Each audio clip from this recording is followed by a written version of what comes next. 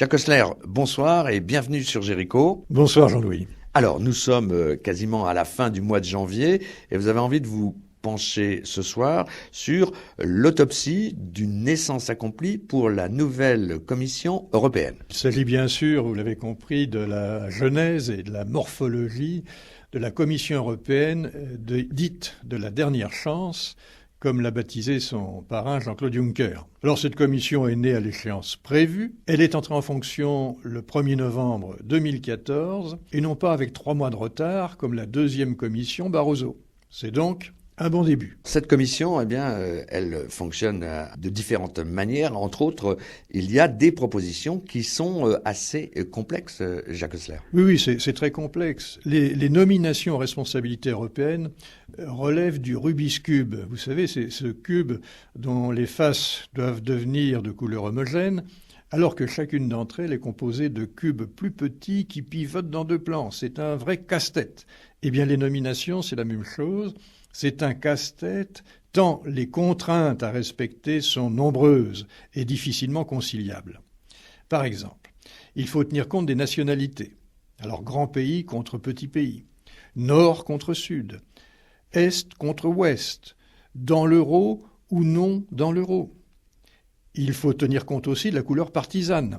Couleur partisane en fonction de celle, au pluriel, du Conseil européen, puisqu'il y a plusieurs partis qui sont représentés, de celle, toujours au pluriel, du Parlement, et de celle, toujours au pluriel, des autres candidats, pour qu'il y ait un équilibre. Il faut tenir compte aussi du genre. Rappelez-vous les appels inquiets de Juncker au chef d'État et de gouvernement pour qu'il propose des femmes en nombre suffisant, c'est-à-dire qui ne soient pas inférieures à la dernière commission Barroso, pour ne pas encourir un échec d'investiture devant le Parlement. Si Jean-Claude Juncker a été désigné le 16 juillet, alors que les élections remontaient déjà au 25 mai, Donald Tusk et Federica Mogherini n'ont été désignés que par le Conseil du 30 août, donc longtemps après, désignés respectivement président du Conseil européen et haute représentante aux affaires extérieures et en même temps vice-présidente de la Commission. Alors l'un est du PPE, Parti populaire européen, l'autre est social-démocrate. La liste des commissaires désignés par les États a été présentée le 5 septembre. Et la répartition des portefeuilles, ça c'est l'attribution du seul président Juncker, a été rendue publique très vite par celui-ci le 10 septembre. Néanmoins, les dirigeants nationaux ont tenté, pour la plupart par des interventions discrètes ou d'autres plutôt tonitruantes, ils ont tenté de promouvoir leur champion et d'obtenir le portefeuille souhaité. La négociation avec le président élu, qui a son idée sur la composition de sa commission, est donc nécessairement de mise. Jacques Ossler, tous ces commissaires pressentis sont auditionnés avant de pouvoir s'emparer des portefeuilles qui leur seront dévolus. Et oui, Jean-Louis, les commissaires pressentis, et virtuellement en charge d'un portefeuille par la volonté de Juncker, ont comparu devant la commission du Parlement compétente pour chaque domaine de responsabilité. Ces commissions devaient s'assurer des compétences générales des candidats, de leur engagement européen, bien sûr, et de leur indépendance. Alors ce fut fait avec rigueur, et même avec vigueur. Il s'agit d'un équilibre subtil entre un questionnement légitime de la part des eurodéputés et aussi la tentation du jeu de massacre partisan. D'ailleurs, les eurodéputés doivent veiller à crédibiliser leurs responsabilités et leur légitimité. Il ne faut pas qu'ils se laissent aller. Certains candidats ont été malmenés, comme Jonathan Hill, britannique, au parcours sinueux en charge des services financiers, alors que son pays n'adhère pas à l'union bancaire. Comme Pierre Moscovici, que nous connaissons bien, braconnier devenu garde-chasse, comme on lui a reproché, ce qui ne me semble pas glorieux pour la France. Le Hongrois Navracsics, qui avait le portefeuille de l'éducation et de la culture, qu'on a amputé de la citoyenneté parce qu'il avait eu un comportement dans son pays contraire à l'indépendance de la justice et à la liberté des médias. Ce fut le cas aussi de l'Espagnol Cañete, chargé de l'énergie et des climats, qui était confronté à un conflit d'intérêts. Cependant, dans cette affaire, Juncker et les leaders parlementaires de la grande coalition ont fait preuve d'habileté manœuvrière, de responsabilité et d'autorité en calmant le jeu et en faisant prévaloir le respect des compromis partisans.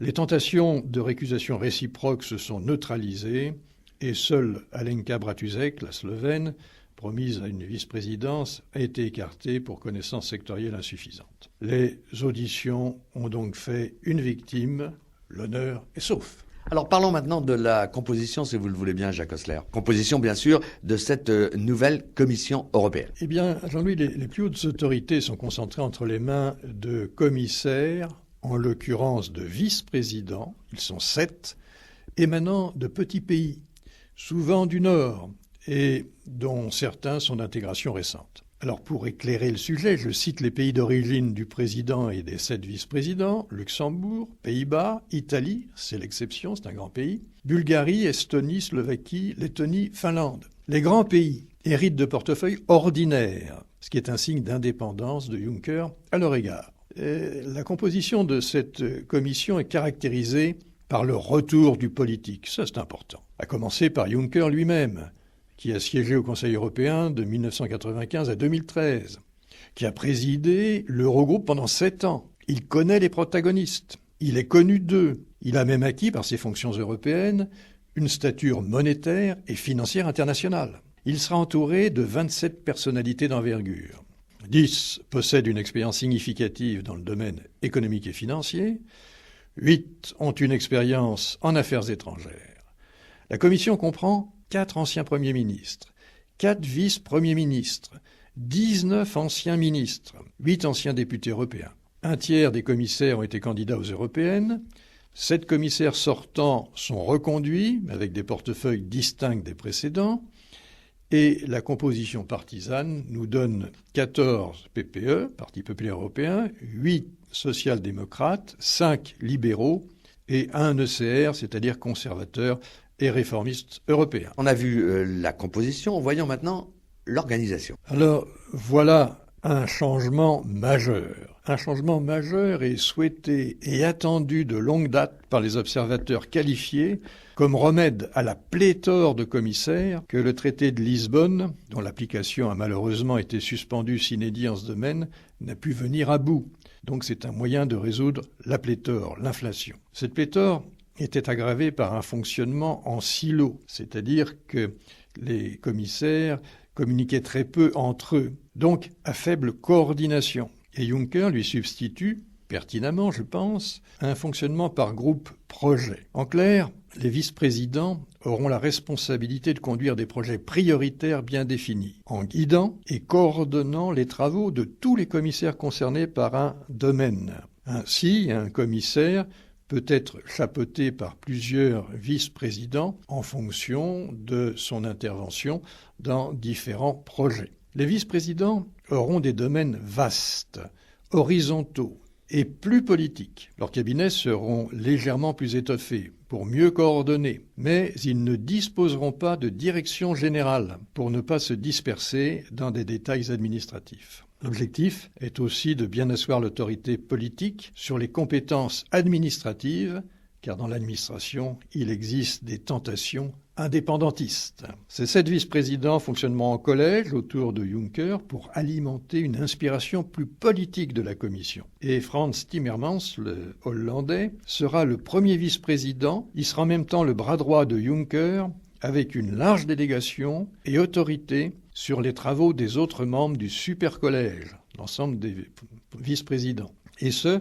pour autoriser, orienter et coordonner les travaux. Il aura pour mission de mieux réguler, c'est-à-dire de se concentrer sur les orientations prioritaires essentielles et de moins se disperser dans la courbure des concombres. Jacques Oessler, en conclusion de ce regard sur la naissance de cette nouvelle Commission européenne, que peut-on dire ?